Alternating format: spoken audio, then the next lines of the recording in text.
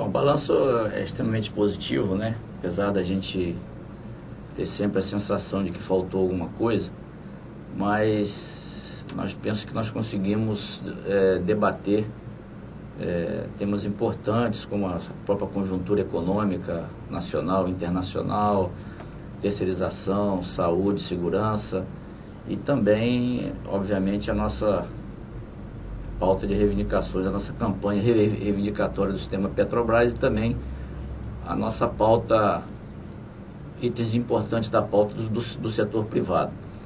E, obviamente, olhando para frente, vendo que esse ano teremos um cenário completamente complicado nas negociações do nosso acordo coletivo, também das empresas do setor privado, e que vai exigir da direção e da categoria uma sintonia muito grande para que a gente consiga obter êxito, né, nessas negociações que nós vamos ter aí nos próximos períodos. Na realidade, o CONFUP e os painéis sobre terceirização e saúde e segurança, eles se estenderam no nosso segundo dia de debates até quase 10 horas da noite, pois foi um tema que trouxe bastante polêmico, né? Porque o foco principal na questão da terceirização é, de fato, a gente está buscando, né? Porque a terceirização ela tem, a nossa visão, muito a ver com precarização e muitas das vezes até mesmo com ilicitudes, né? Nos contratuais. Então, o nosso foco maior foi buscar formas de tentar igualar os direitos desses trabalhadores terceirizados com os trabalhadores do sistema Petrobras, né? E que para isso, apesar do Sindipetro-NF não representar, né, uma quantidade de empresas importantes, mas nós temos também outras que estão representadas por nós, que negociam acordo conosco, de um peso também muito grande, Halliburton, BG, BJ, Baker, Perbras. Então, e a nível nacional esse debate vai ser feito no CONFUP, e penso que é fundamental a própria categoria petroleira Petrobras, ela está imbuída no espírito dessa igualdade de direitos, né? Porque, como a gente sempre falou, quer dizer, a cada dia que passa, o número de terceirizados ele vai aumentando, né? E se a gente continuar achando que isso é normal, daqui a pouco nós estamos virando um animal em extinção, né? E a terceirização vai comendo a gente pelas beiradas. Então, por isso que o painel ele foi bastante produtivo, bastante debatido com o Normando, o próprio Guerra, nosso diretor, o Anselmo, diretor da FUP, né? Então, foi bastante importante. Então, no CONFUP, penso que nós temos que tirar ações concretas para estar dando garantias, né, a esses companheiros terceirizados, tanto no âmbito trabalhista, né, como na própria questão social também. No CONFUP sempre está o tema de saúde e segurança, né? Essa foi uma disputa que nós estamos fazendo com a Petrobras, com as empresas do setor privado, na qual o Sindipetro-NF largou na frente, né? E a gente vem perseverando nesse tema e pensamos que e não tem retorno mais, né? Nós temos tido algumas vitórias que eu penso que são importantes porque demonstram que a gente pode ir mais longe, né? A interdição de algumas plataformas, né? A própria categoria se mexendo no sentido de estar denunciando as irregularidades, de estar municiando o sindicato e os órgãos de fiscalização com as informações de pendência de segurança. Esses são pontos importantes, mas também tenho a tranquilidade de afirmar que nós estamos ainda iniciando um trabalho de médio e longo prazo, né? Agora, está sendo importante esse início e com resultados que muitas das vezes até surpreendem a nós da direção do sindicato, os resultados que estão aparecendo, né? Então, esse é um tema que com certeza vai estar sendo discutido no Congresso, não só a questão da segurança, como a questão da saúde também. Nós temos uma quantidade grande de subnotificações aqui na nossa região, isso deve valer a nível nacional, obviamente. Nós temos uma quantidade grande de trabalhadores que adoecem, né? E aquele adoecimento que você não enxerga, né? Uma coisa é você ter uma lesão no braço, na perna, aquilo que você visualiza. Agora, outra é o adoecimento mental, aquele que você não consegue visualizar. Essa também é uma preocupação nossa aqui do sindicato. Então, o Confup desse ano, ele vai ter um tempo maior de debates, o que é extremamente positivo e até para a realidade que a gente vive e vamos viver nos próximos meses, né, de discussão do acordo com a Petrobras e com as empresas do setor privado, mais de 300 delegados, né? Então, penso que vai ser bastante produtivo.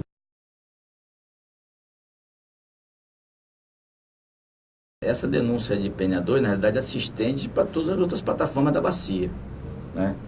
A gente vem insistindo com a Petrobras que nós temos que discutir a situação dos efetivos nas plataformas. Então, o PNA 2 está denunciando, mas tenho certeza que em todas as outras 45 plataformas da Petrobras, né, temos o problema de efetivo. Então, o sindicato quer começar a discutir o efetivo. Existe uma retração da Petrobras muito grande de discutir o tema, né? E porque é um tema que para ela é espinhoso, né? Agora, que para nós ele é fundamental, né? Porque o efetivo tem a ver com sobrecarga de trabalho, que tem a ver com acidente, que tem a ver com adoecimento, né? Quando você expõe o trabalhador a uma carga de trabalho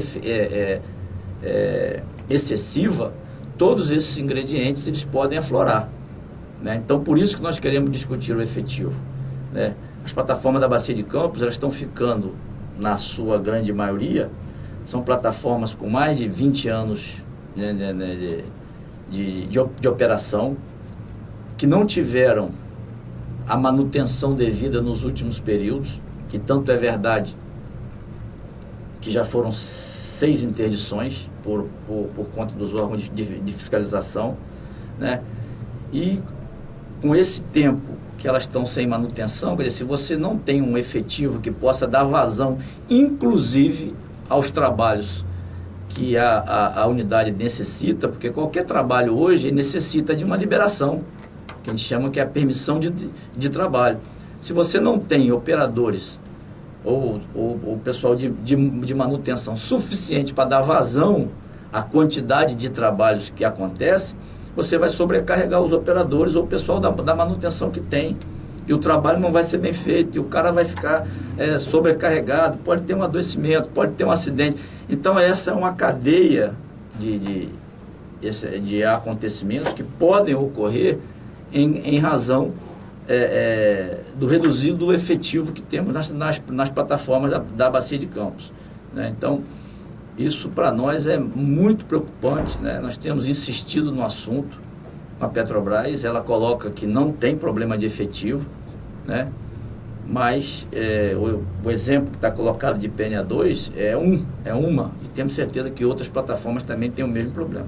Olha, a recomendação que a gente passa para os trabalhadores é que não realizem tarefas além da sua capacidade, né? Porque cada operador, cada técnico de manutenção, ele tem uma quantidade máxima de liberação de trabalho, porque não é só liberar o trabalho, ele tem que acompanhar o trabalho. Então, se não me falha a memória, são 7 permissões de trabalho que ele pode conceder, né? Então, não dá para ele liberar 10 permissões de trabalho, né? Um exemplo. Então, é que eles, de fato, cumpram os procedimentos da companhia e enviem para os sindicatos. Nós vamos estar fazendo isso no próximo dia 27. No próximo dia 27 é o Dia Nacional, né, de Prevenção de Acidentes do Trabalho, né? E nós vamos estar passando um indicativo para as plataformas da Bacia de Campos, onde um dos pontos tem a ver com a questão do efetivo. É fundamental essa participação, é fundamental essa interação, para que a gente possa, de fato, a cada dia que passa, tendo uma dimensão maior do que está acontecendo, né? Então, a orientação é essa de não realizarem tarefas que estejam acima da sua capacidade, né, normal de liberação de trabalho.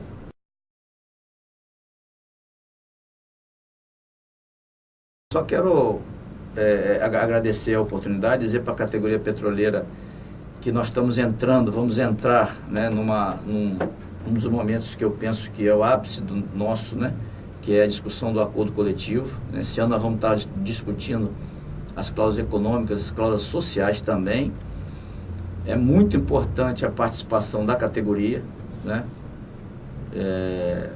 por conta de que nós estamos visualizando, né, pela experiência que a gente tem aqui no sindicato, talvez um dos acordos coletivos mais difíceis dos últimos anos, né?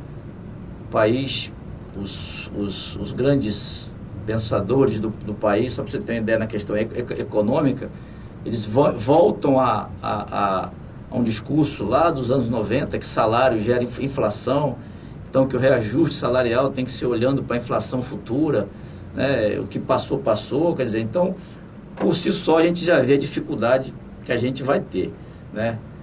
Na questão do efetivo, por exemplo, que falávamos há pouco, nós vamos insistir de ter um fórum de decisão para discussão de efetivo, né? Não é possível que uma empresa do porte da Petrobras, né, que já é a 4ª empresa do mundo e que nos próximos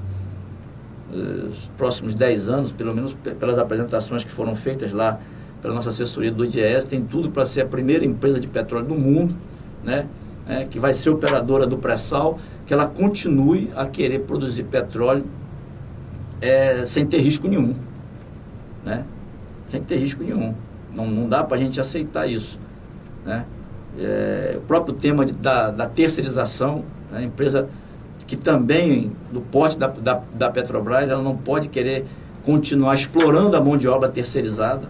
É isso que acontece. Eu me lembro que no acordo retrasado nós tentamos um instrumento do que a gente chama de fundo garantidor, que era para proteger o trabalhador terceirizado, que ele não levaria calote. Quando as empresas, aqui em Macaé, a gente conseguiu numa ação lá de trás resolver em parte esse problema, mas Brasil afora não. As empresas somem e o trabalhador não tem a quem recorrer para receber salário, FGTS, verba rescisória, tudo aquilo que ele tem direito. Então tentamos instituir o que a gente chama de fundo garantidor, que era uma retenção do contrato mensal para poder dar esse suporte. A Petrobras ela não aceitou, né? E ela já estava olhando na frente, porque logo em seguida veio uma decisão do STF que liberava as empresas contratantes de terem responsabilidade sobre o trabalho terceirizado. Ou seja, lavou as mãos. Então, por si só, a gente já vê o ingrediente, a discussão, nossa assistência médica, que tem sido muito questionada nos últimos períodos, né? E o nosso plano de cargos e salários, nós precisamos revisitar. Então, o acordo é nitroglicerina pura, né? E que de muita dificuldade. Mas se fosse fácil, não seria para a gente, né? Então, isso vai exigir da gente uma sintonia fina, uma conversa muito franca, porque vamos ter aí que vai ser um verdadeiro jogo de xadrez. Nós já estamos passando por isso agora na discussão da PLR, né? A discussão, ela está a passos, não diria nem de cágado, que o cágado ainda dá uns passinhos, né? Ela está parada, né? Parada porque nós votamos nas assembleias que para qualquer proposta que viesse, teria que ter o comprometimento que não iria ser o pagamento diferenciado para os gerentes, e que nós queríamos também uma definição da Petrobras sobre as PLRs futuras, que é o que inclusive prevê a própria lei da PLR, que é a pactuação de metas, e a empresa não se posicionou, né? Então a última proposta que foi feita quinta-feira, já nasceu morta, né? Nós não vamos nem levar para as assembleias, porque já está morta. Se nós votamos nas assembleias que para qualquer proposta tinha que ter o compromisso sobre esses 2 itens, e quando ela apresenta não temos nem mais o que fazer, temos que mobilizar e buscar da nossa maneira arrancar esses compromissos da Petrobras. Então, por si só, nós já estamos vendo as dificuldades que a gente vai ter, já estamos tendo na discussão da PLR, e vamos ter também no acordo coletivo. Então, agradecer a oportunidade, e sempre que possível vou estar aqui participando.